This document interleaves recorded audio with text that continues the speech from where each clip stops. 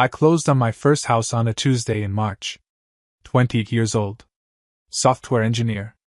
Been saving since college. Living in cheap apartments, driving a beat-up Honda, eating ramen more than I'd admit to my doctor. But I'd done it. 3 bedrooms. Small yard. Driveway. Garage. Mine. The realtor handed me the keys with a smile. Congratulations. First-time home buyer? Yeah. That's a big deal. You should celebrate. I plan to. That night, I walked through every room. Turned on every light. Tested every faucet. Stood in the backyard under the stars and felt something I hadn't felt in years. Pride. Not the fake kind. Not the, good job, you did the bare minimum, kind. Real pride. The kind that comes from working your ass off and achieving something people said you couldn't. My family had been skeptical when I told them I was buying. In this market? Dad had said. Prices are insane. Maybe wait. My older sister Claire suggested. Save more. Get something better. Uncle Mike, Dad's brother, had laughed. Good luck getting approved for a mortgage on a tech salary. Banks want stability. I'd been approved in 4 days. Loan officer said my credit score and down payment were impressive for your age. I didn't tell them that. Didn't want to seem like I was bragging. But now, standing in my house, I wanted to share it. Wanted them to see what I'd accomplished. So I planned a housewarming party. Nothing fancy. Just family. Saturday afternoon.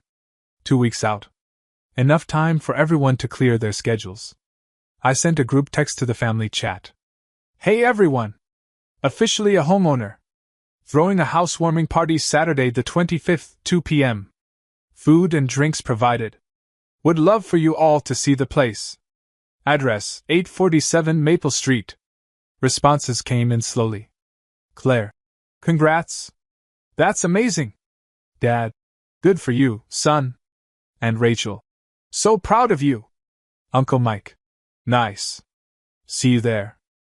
My younger cousin Jake. Dope. I'll bring beer. I sent the details to a few friends too. Co-workers. College buddies. Expected maybe 15 people. Spent the next 2 weeks getting ready. Painted the living room. Fixed a loose cabinet. Mowed the lawn. Bought folding chairs and a cooler. Ordered too much food. Burgers, hot dogs, chips, 3 types of soda, beer. Aunt Rachel had dietary restrictions, so I got veggie burgers. Jake was into IPAs, so I bought a variety pack. Friday night, I couldn't sleep. Too excited. Kept thinking about everyone seeing the house. Dad would probably give me advice about the yard. Claire would compliment the kitchen. Uncle Mike might actually say something nice for once.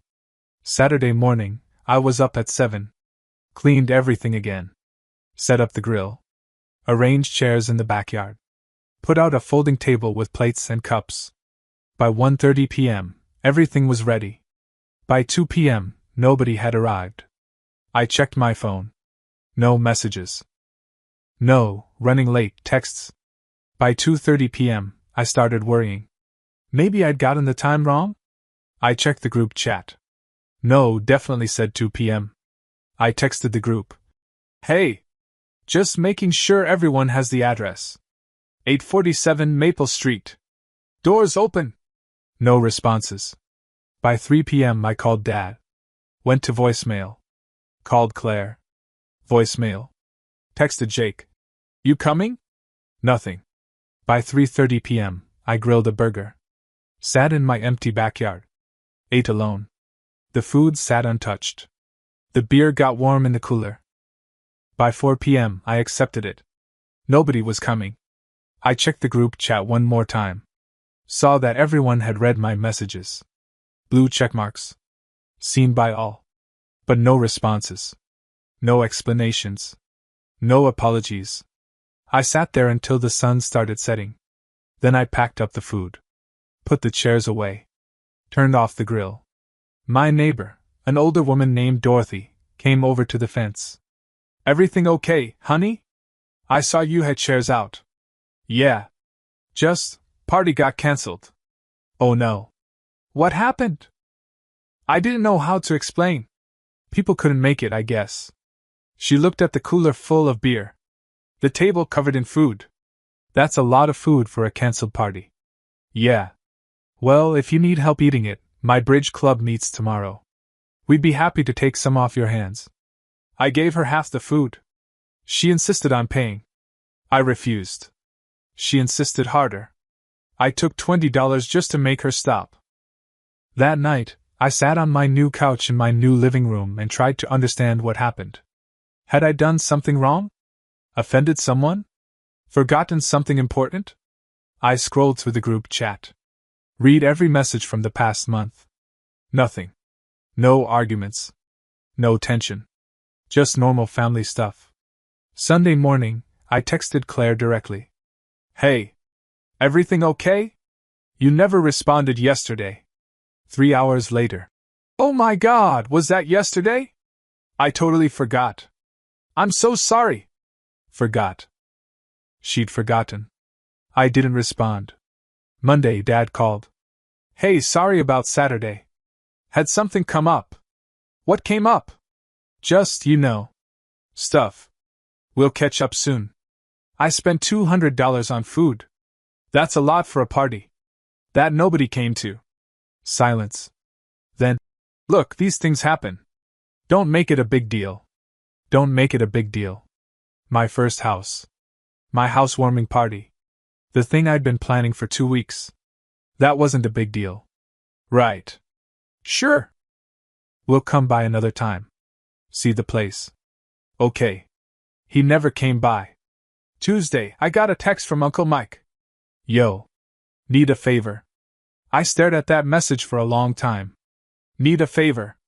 No apology. No explanation about Saturday. Just straight to needing something. What's up? Emergency situation. Car broke down. Need repairs ASAP. Can you spot me $4,200? We'll pay you back next month. $4,200. From the uncle who'd laughed at my mortgage chances. Who'd confirmed he'd come to my housewarming. Who hadn't shown up. Who hadn't apologized. Who was now asking for more than I'd spent on furniture for my new house. I looked around my living room. At the folding chairs still in the corner. At the leftover food in my fridge.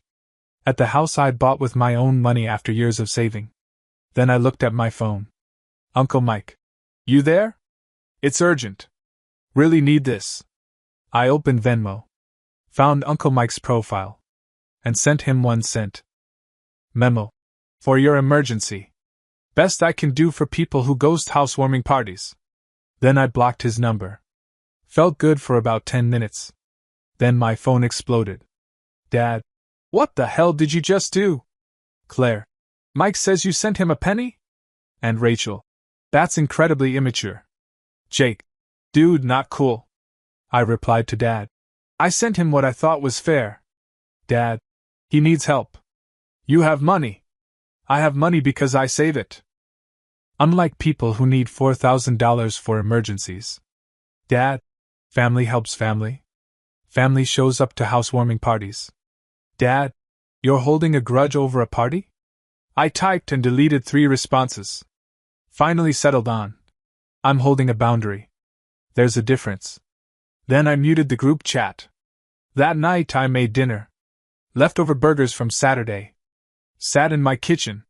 My kitchen. In my house. Tried to feel good about the boundary I'd set. About standing up for myself. Mostly just felt alone. Around 10 p.m., I heard something outside. A car engine. Footsteps on my driveway. I looked out the window. Saw a figure walking away. Too dark to see who. Thought about going outside. Decided against it. Probably nothing. Wednesday morning, I had an early meeting. Grabbed my keys, headed to my car. And stopped. All 4 tires. Slashed. Not just flat. Slashed. Long cuts in the sidewalls. The kind of damage that can't be repaired. I stood there in my driveway, coffee in hand, staring at my car sitting on its rims. My new house. My celebration that nobody came to. My boundary that everyone hated. And now this. I pulled out my phone. Called the non-emergency police line. Officer arrived 30 minutes later. Took a report. Asked if I had security cameras. No. Just moved in. Any idea who might have done this? I thought about Uncle Mike. About the penny. About the angry texts. Maybe. Want to tell me? Not yet. He handed me a card. File a report if you figure it out. This is property damage. Could be a misdemeanor. After he left, I called my insurance. Comprehensive coverage? Yes. Deductible? $500. Okay. For tires, we're looking at about $1,200 total. Minus your deductible, that's $700 wheel cover. $1,200. For tires. I sat on my porch steps. Looked at my house. My car. My empty driveway where a party should have happened. And something clicked. Uncle Mike wanted $4,200 for an emergency. I just had a real emergency. $1,200 in damage. Plus emotional distress from being ghosted by my entire family. Plus the cost of a party nobody attended. I opened my laptop. Created a document. Invoice. To Michael Patterson. From my name. Date, March 29, 2024. Services rendered, emotional support withdrawal fee. Itemized charges. For tires, $1,200. Emotional distress from family abandonment, $3,000. Total due, $4,200. 00. Payment due upon receipt. Note, this invoice represents the cost of ghosting a family member's milestone event, requesting money immediately after said ghosting, and likely vandalizing said family member's property when denied. Consider it a life lesson in consequences. I saved it. Stared at it. Knew I was probably being petty.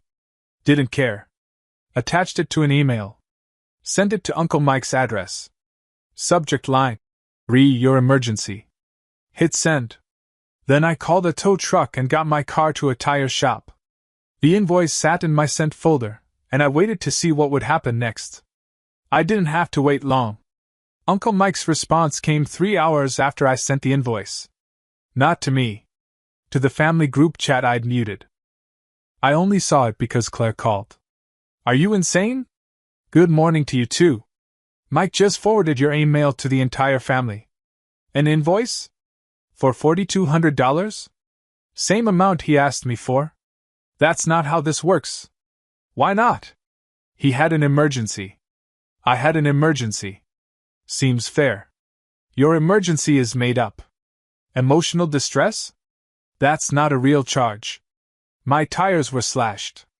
That's $1,200 in real damage. She paused. Wait. Someone slashed your tires? All four. Tuesday night. Right after I sent Mike that penny. Longer pause. You think Mike did it? I think it's an interesting coincidence. That's a serious accusation. That's a serious crime. Do you have proof? Working on it. This is insane. You need to apologize and drop this. No. Dad's furious. Mike's threatening to sue you for defamation. Good. Tell him I'll see him in court. I hung up. The family group chat was exploding. I unmuted it just to watch. Uncle Mike. This is harassment. I'm contacting my lawyer. Dad. This has gone too far. You need to stop. And Rachel. I can't believe you'd accuse your uncle of vandalism. Jake. This is messy. Stay out of it. I typed one message. Mike asked for $4,200 for an emergency. I'm asking for $4,200 for an emergency. If mine isn't valid, either is his. Then I muted it again. That afternoon, I did 3 things. First, I went to Home Depot. Bought a security camera system. 4 cameras. Front door, driveway, backyard, side gate. Spent 3 hours installing them. Synced them to my phone. Should have done it when I moved in. But better late than never. Second, I called my car insurance back. Hi, yeah, I filed a claim yesterday. Slash tires. I have a question about the police report. What's your question? If I identify who did it, does that affect my claim? No. We've already approved it. But you should report it to police if you know who's responsible. Thanks. Third, I called the tire shop. Hey, you guys replaced my tires yesterday. Do you keep the old ones? Usually for about a week. Why? I might need them. As evidence. Oh. Yeah, we still have them. You want to pick them up? Please. I drove over. They brought out all 4 tires. Slash marks were clean. Deliberate. Someone had used a knife. Taken their time. I took photos. Lots of photos. Close-ups of each cut. Then loaded the tires into my trunk. Felt ridiculous driving around with slashed tires in my car. But I needed them. That night, I did something I'd been avoiding. I went through my Ring doorbell footage. I'd installed the Ring when I first moved in. Just at the front door. Hadn't thought about driveway coverage. But the angle was wide enough that it caught the street. I scrolled back to Tuesday night. 10:17 p.m., right around when I'd heard the noise. There. A car pulled up. Dark sedan. Couldn't see the plate. Driver got out. Baseball cap. Hoodie. Face not visible. Walked to my driveway. Out of frame for 4 minutes. Then walked back. Got in the car. Drove away. I watched it 3 more times. Couldn't identify them. But I could identify the car. Dark blue sedan. Older model. Dent on the rear bumper. I knew that car. Uncle Mike drove a dark blue Camry. 2008. Rear bumper had a dent from when he backed into a pole 2 years ago at a family barbecue. I screenshot the footage. Saved it to 3 different places. Then I opened my laptop and started researching. Small claims court. Maximum amount in my state, $5,000. Filing fee, $50. Process, file complaint, serve defendant, wait for court date, present evidence. I read through case examples. Property damage. Emotional distress. What counts as evidence? Turns out, you can absolutely sue for emotional distress in small claims. Just need to prove it. I had proof. Group chat messages where my family forgot my housewarming. Receipts from the party food. The Venmo penny transaction. Uncle Mike's $4,200 request. The timeline showing my tires were slashed hours after I refused him. And the Ring footage showing a car matching his. I spent the next 2 days building my case like I was preparing a work presentation. Created a timeline document. Every event, every text, every piece of evidence. Printed everything. Organized it in a binder with tabs. Tab 1, Housewarming Evidence. Group Chat Invitation. Read receipts showing everyone saw it. Receipts for food and supplies, $237.48. Photo of empty backyard with prepared food. Neighbor Dorothy's statement, I'd asked her to write down what she saw that day. Tab 2, the request. Uncle Mike's text asking for $4,200. My Venmo transaction $0. 01. Family group chat explosion. Tab 3, the vandalism. Police report, filed Wednesday morning. Photos of slashed tires. Tire shop invoice, $1,200. Insurance claim documentation. Ring doorbell footage with timestamps. Screenshot of car matching Uncle Mike's vehicle. Tab 4, emotional distress. Therapist note, I'd booked an emergency session Thursday. Dr. Chen was happy to write a summary. Journal entries from the week. Text messages from friends after I told them what happened. Friday afternoon, I drove to the courthouse. Filled out the small claims complaint form. Plaintiff, me. Defendant, Michael Patterson. Amount, $4,200. Reason, property damage and intentional infliction of emotional distress. Description. Defendant requested $4,200 from plaintiff for an alleged emergency. When plaintiff declined, defendant vandalized plaintiff's vehicle causing $1,200 in damage. This occurred after defendant and family failed to attend plaintiff's housewarming party despite confirming attendance. Plaintiff seeks $1,200 for property damage and $3,000 for emotional distress caused by systematic family abandonment and subsequent vandalism. I attached copies of my evidence. Paid the $50 filing fee. The clerk looked at my paperwork. This is very thorough. I work in tech. Documentation is my thing. You might not need a lawyer. Can't afford one anyway. She smiled slightly.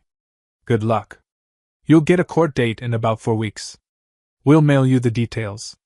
You need to serve him these papers. She handed me the summons. I had to physically give Uncle Mike legal papers. Or hire someone to do it. Can I mail them? Certified mail, return receipt. Or serve in person. I'll mail them. I left the courthouse feeling something I hadn't felt since buying the house. Purpose. That night, Dad called. What's this I hear about you filing a lawsuit? Who told you? Mike. Got served papers today. Small claims court. That was fast. Good. He'll get his court date soon. You can't be serious about this. I am completely serious. Over a party? Over a penny? Over $1,200 in property damage. And a pattern of disrespect. You have no proof Mike did anything. I have ring footage of a car matching his. Timestamped to hours after I refused his money request. I have text messages. I have receipts. I have a binder. A binder? Color-coded tabs. Dad was quiet. You're really doing this. I really am. This is going to tear the family apart.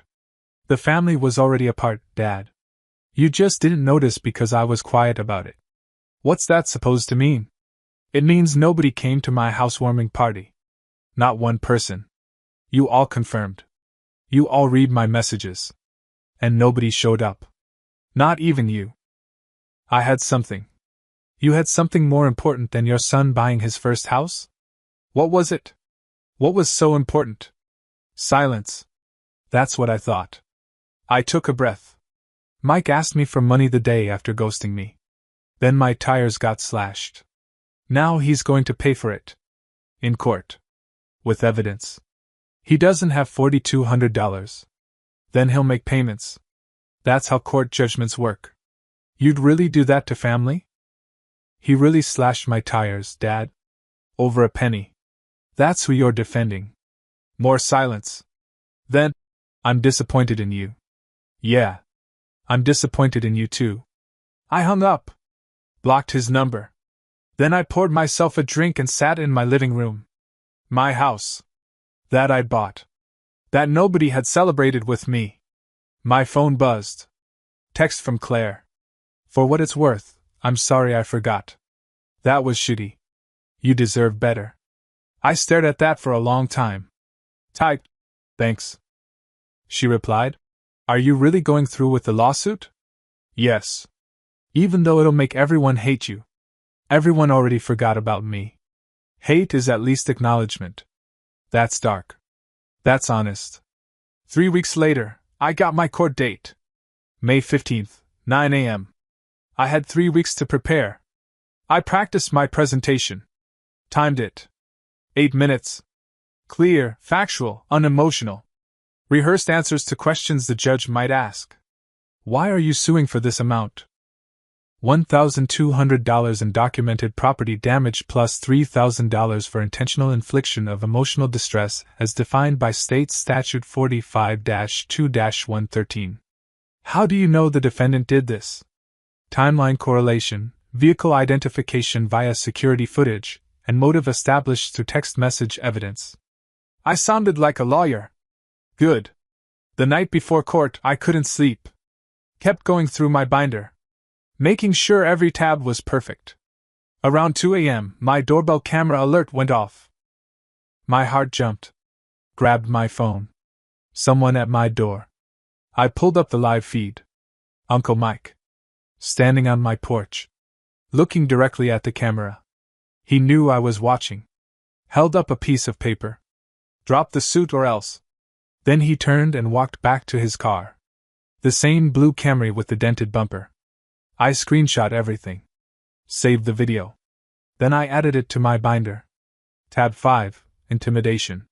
And I went to bed knowing I was absolutely going to win this case. I arrived at the courthouse at 8:30 a.m. 30 minutes early.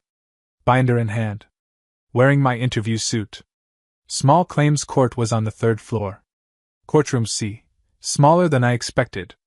Maybe 20 seats. Fluorescent lights. That government building smell. Uncle Mike was already there. Sitting in the back row. No lawyer. No binder. Just him in jeans and a polo shirt that had seen better days. He saw me. Didn't say anything. Just stared. I sat in the front row. Opposite side. Opened my binder. Reviewed my tabs one more time. At 8:55, the bailiff came in. All rise. The Honorable Judge Patricia Chin presiding. Judge Chin was maybe 60. Reading glasses on a chain. She sat down, adjusted her glasses, and looked at her docket. First case. Patterson vs. Patterson. Property damage and emotional distress. She looked up. Family dispute? Yes, Your Honor, I said, standing. Great, she muttered. My favorite. She waved us forward. Both parties approach. We stood at tables facing her. Uncle Mike on the left. Me on the right. Plaintiff, you're representing yourself? Yes, Your Honor. Defendant? Yeah, Uncle Mike said. I mean, yes. All right. Plaintiff, you have 15 minutes to present your case. Start. I opened my binder to tab 1. Your Honor, on March 11th, I purchased my first home. I invited my family to a housewarming party on March 25th via group text message. I handed her printed screenshots. All 9 family members confirmed attendance. All 9 saw my reminder message the day of. 0 attended. Judge Chun looked at the messages. 0? Correct. I have receipts showing I spent $237 on food and supplies. I have a statement from my neighbor who witnessed the prepared party with no guests. I handed her Dorothy's statement. 2 days later, the defendant texted me requesting $4,200 for an alleged car emergency. I showed the text. No apology for missing my party. Just immediate request for money. What did you do? I sent him 1 cent via Venmo with a note explaining why. I showed her the Venmo transaction.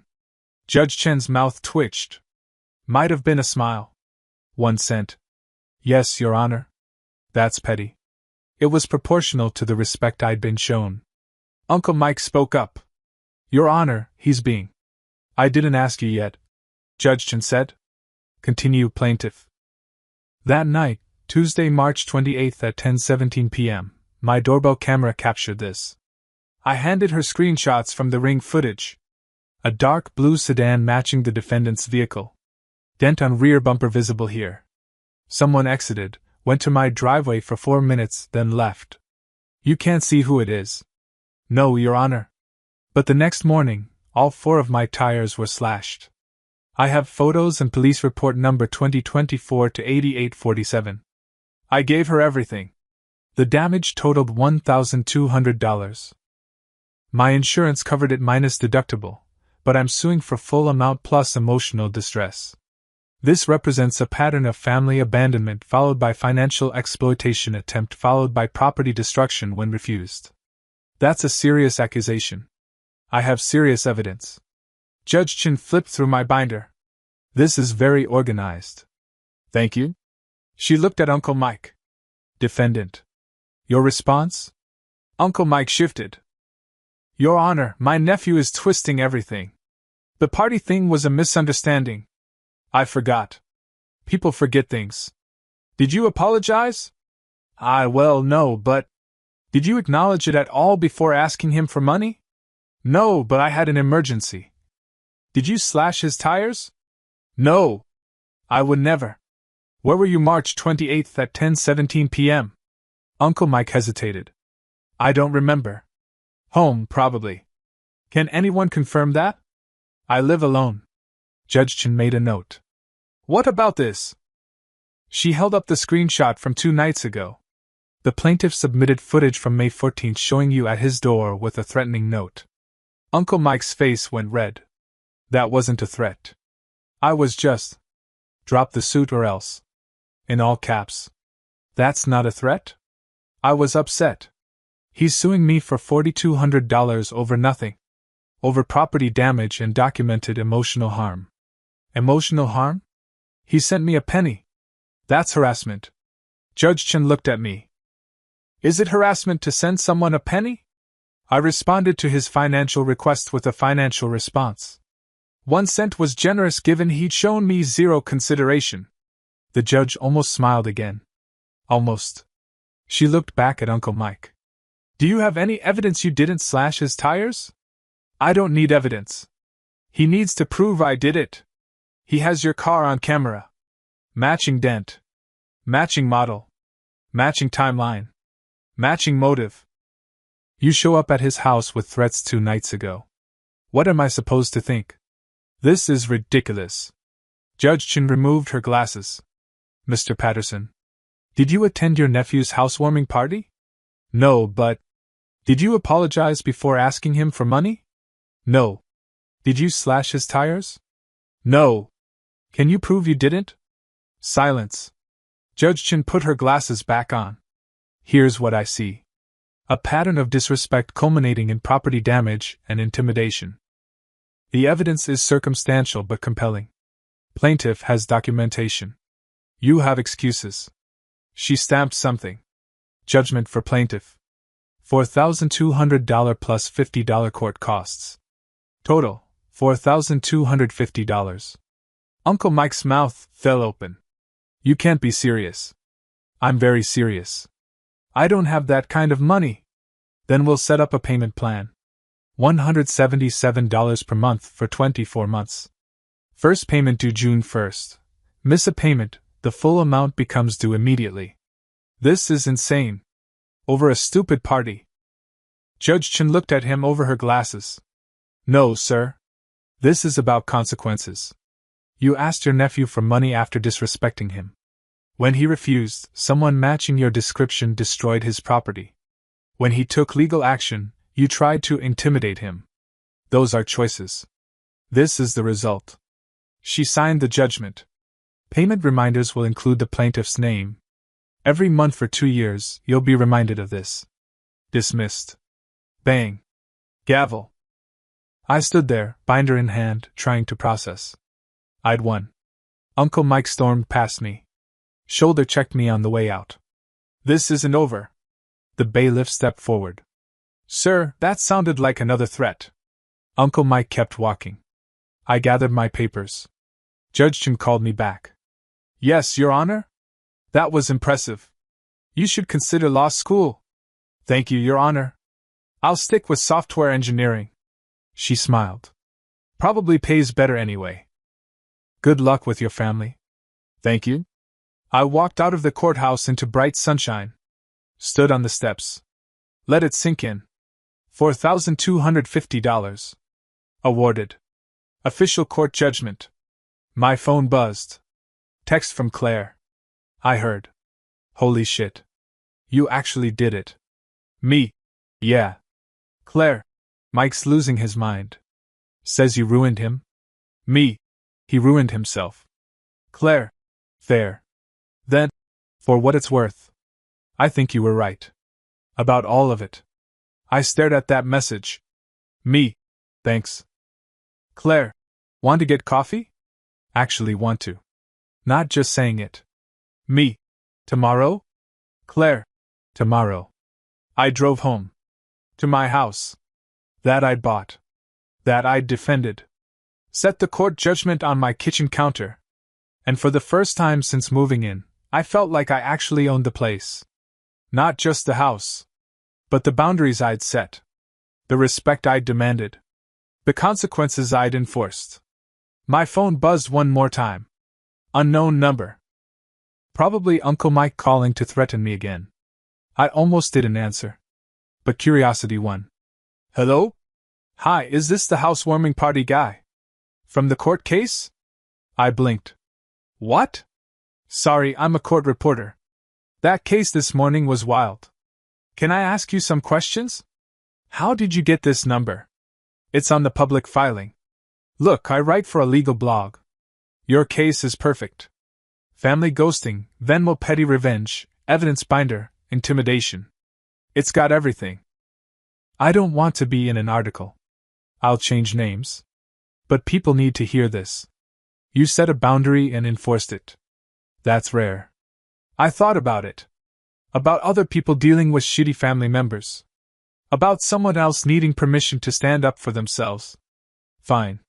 But change the names. Absolutely. Can you send me the Venmo screenshot? The 1 cent transaction? Why? Because it's perfect. The ultimate proportional response. I laughed. Actually laughed. Yeah. I'll send it. After I hung up, I looked around my house. Tomorrow I'd have coffee with Claire. Next month I'd get the first payment from Uncle Mike. But today I just wanted to sit in my house and feel like I'd finally, actually, won something. Not just the case. But the right to be respected by my own family.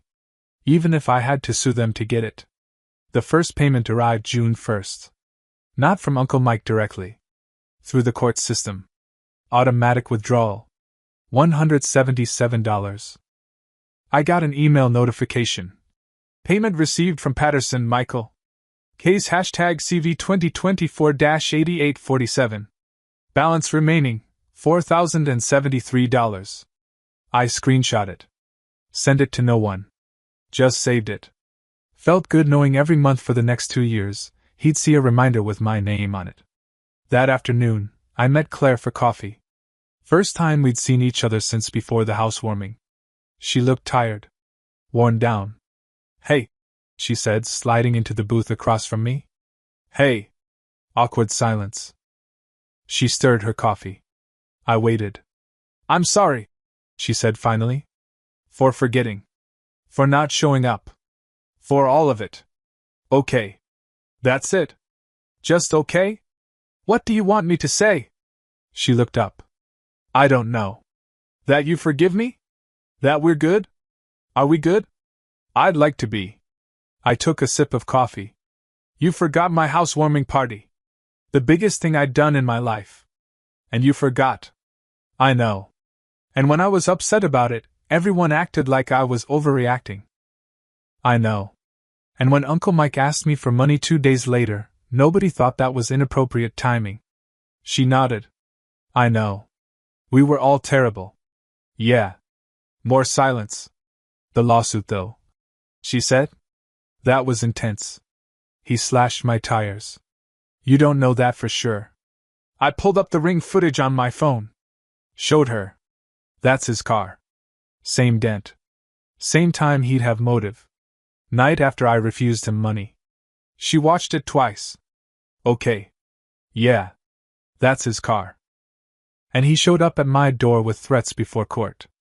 I heard. Dad's furious. At me or at Mike? Both. Mostly you. Of course. Claire set down her coffee. Look. I'm not here to defend anyone. I'm here because I miss my brother. And I realize I've been a shitty sister. And I want to fix it. How? I don't know. Coffee? Like this? Regular communication that isn't just group chat memes? I thought about it. I need you to understand something. I'm not the same person who quietly accepted being forgotten. I set boundaries now. And I enforce them.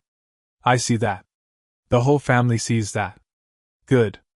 Mike's telling everyone you ruined his life. Mike ruined his own life by slashing my tires.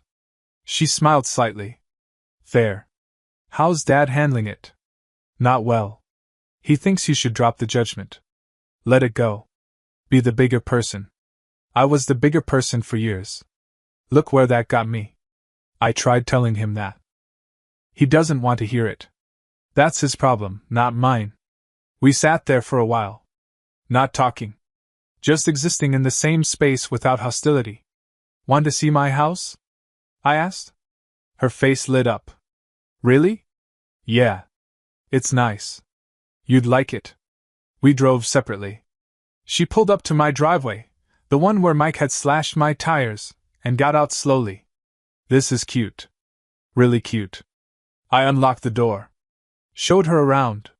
She complimented everything. The paint colors. The furniture. The backyard. You did all this yourself? Yeah. Took a while. It's impressive. Really. We sat in the backyard. The one where I'd had a party nobody came to. I should have been here, she said quietly. That day. I should have been here. Yeah. You should have. Can I ask you something? Sure. Do you hate us? The family? I thought about it. No. I'm just done being invisible. You were never invisible. Claire. Nobody came to my party. Not one person. She didn't have a response to that. But you're here now, I said. That counts for something. July 1st. Second payment. $177. Email. Payment received from Patterson Michael. August 1st, third payment. September 1st, fourth. Each time, I got the notification. Each time I smiled. In September, I got a different notification. LinkedIn message. Uncle Mike's son, my cousin Danny, who I barely knew. Hey. Can we talk? I accepted the request. Sure. My dad's going through something. Won't talk about it. But I saw court records. You sued him? Yeah. For slashing your tires? An emotional distress. Long pause. Did he actually do it? I have footage of his car. Timeline matches. Motive matches. Shit. Yeah.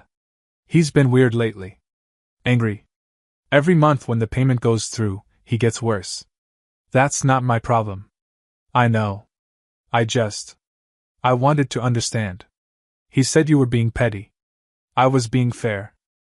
Danny sent me a screenshot. Group chat with his dad and his brother. Uncle Mike. Can't believe I'm paying that ungrateful little shit every month. Uncle Mike.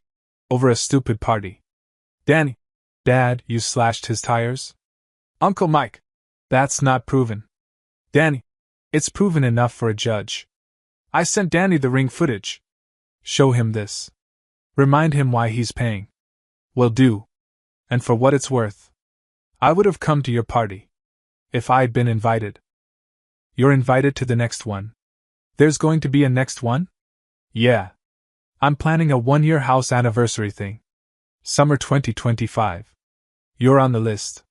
Thanks, man. December arrived. 6 months of payments. Uncle Mike owed $3,011 still. Halfway through. Dad called.